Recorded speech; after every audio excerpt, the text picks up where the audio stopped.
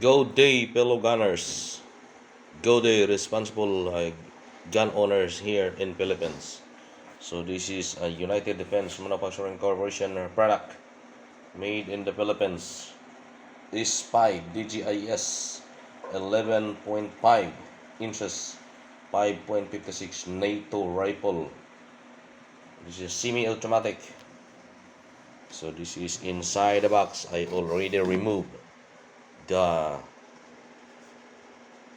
plastic in it. So included is the magazine, a 30 rounds polymer magazine. So this one, see. Okay, so this is the back area of the rifle.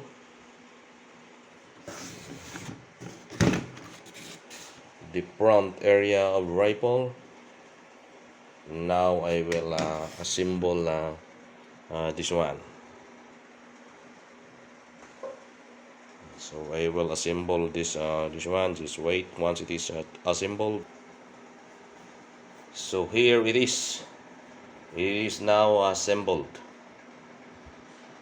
So ready for action, ready for test fire.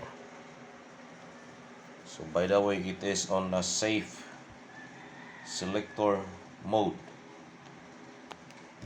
and the magazine is empty. I will just insert the magazine just for demonstration purposes only.